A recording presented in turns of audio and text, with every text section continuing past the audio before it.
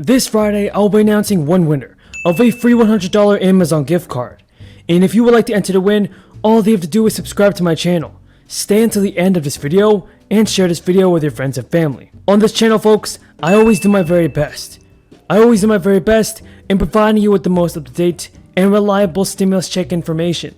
So it means a lot to me if you guys can subscribe to my channel. Everybody, let's get into the most important news first. My Republican colleagues, who, by the way, went to war in Iraq, went to war in Afghanistan, and forgot to pay for those wars, which will end up costing us between $4 and $6 trillion. They have now decided that they want to balance the budget on the backs of the elderly and the children and the most vulnerable people in this country. Joe Manchin confirmed Sunday that he would not vote for President Biden's $3.5 trillion spending plan, drastically reshape the nation's social safety net. Joe Manchin, everybody, holds a key vote in a narrowly divided Senate. He was asked by CNN about Chuck Schumer saying that he will move full speed ahead with the package. Joe Manchin responded and said he will not have my vote on $3.5 trillion, and Chuck Schumer knows that. As at least one Democrat, but probably a few more, including Senator Joe Manchin of West Virginia, saying, not so fast. In an op-ed in the Wall Street Journal, Manchin called for a strategic pause, writing, "I've always said if I can't explain it, I can't vote for it, and I can't explain why my Democratic colleagues are rushing to spend $3.5 trillion. So in another interview, Joe Manchin questioned why Democrats were pushing the legislation through the Senate at such a fast pace. In fact, Joe Manchin told NBC, "We don't have the need to rush into this and get it done within 1 week, because there is some deadline we're meeting, or someone's going to fall through the cracks. I want to make sure that children are getting taken care of, that people are basically having an opportunity to go back to work. We have a total of 11 million jobs that we haven't filled. 8 million people are still unemployed." What do you think about Joe Manchin, folks? Is he the one holding back our stimulus payments? He already said many times that he will not approve President Biden's new stimulus bill. So is Joe Manchin holding back the stimulus checks, folks?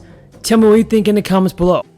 On the legislative front, the Senate will pick up exactly where we left off last month. We'll continue our fight to preserve voting rights for millions of Americans. And of course, now everybody, for Bernie Sanders, this is what he's saying about the fourth stimulus bill, as well as Joe Manchin. Bernie Sanders told CNN and blamed Senator Joe Manchin. Bernie Sanders said, "Want to cut Social Security, Medicare, and Medicaid. My view, and we've introduced legislation to do this, is that not only are we going to stop them cutting Social Security, we are going to expand Social Security." "It's absolutely not acceptable to me. I don't think it's acceptable to the president, to the American people, or to the majority of the people in the Democratic caucus. This is a consequential bill. It is hard to put a bill like this together. And at the end of the day, I believe we will." So folks, the massive $3.5 trillion 10-year plan would address a number of Biden's priorities, like education, climate change, and immigration. Joe Manchin urged Schumer to slow down and give lawmakers more time to discuss the spending bill and how it will be funded. Bernie Sanders said he's willing to give lawmakers more time to discuss the package, but insisted that time is ticking. House Democrats want to raise the corporate rate to 26.5%.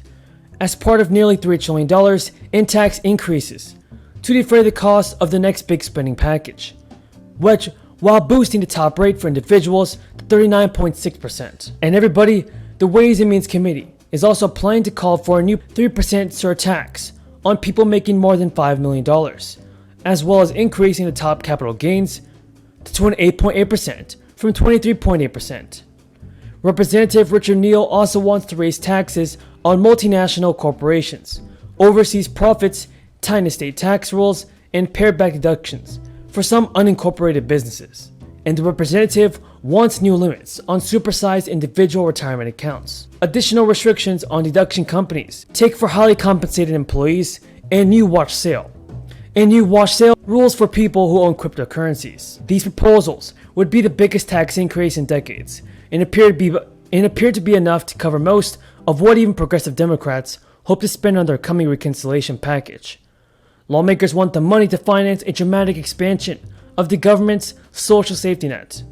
The proposals, everybody, set to be formally unveiled as soon as Monday, would also amount to a major step forward for Democrats as they sort out their plans for what would, likely be the most consequential legislation of the Biden administration, and Neal's proposals, which are sure to be controversial, will be his chamber's opening bid negotiations with the Senate as they consider a menu of possible tax increases. And the Democrats' proposal to increase the social safety net through the $3.5 trillion reconciliation budget bill is taking shape. The House Ways and Means Committee, which is responsible for writing up the tax provisions, released a 645-page portion of their proposal. Included in the newly released section is a 4-year extension of the changes to the child tax credit for the 2021 fiscal year.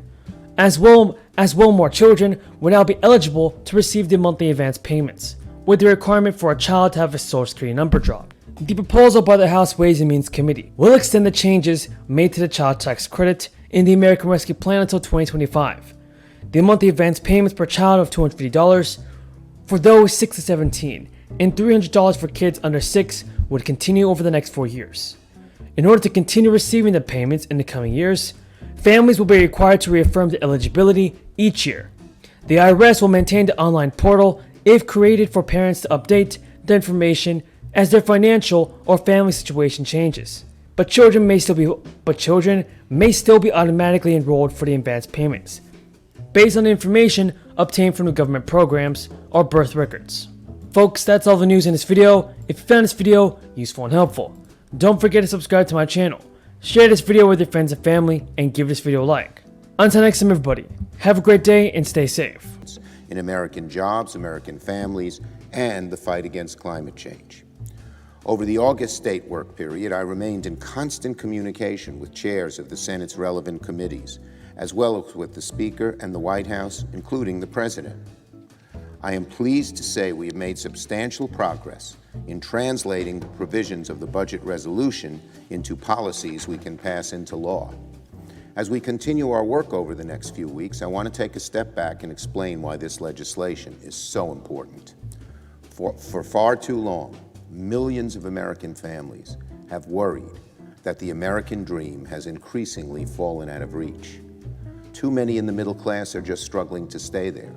Too many who are trying to get to the middle class find the ladder up steeper and steeper. Today, the costs of raising a family, saving for college and retirement, getting a good paying job, and affording health care have become very, very high. As a result, that sunny American optimism, so key to our national identity, has been replaced by a growing sourness and divisiveness in the land. We have to do better, and we will do better. With this legislation, we have a once-in-a-generation opportunity to rebuild our economy and rekindle faith in America's future. It will include the largest tax cut for the middle class in a generation. It will include provisions that are both critically important and overwhelmingly popular with the American people, from strengthening child care and education to making health care more affordable for millions.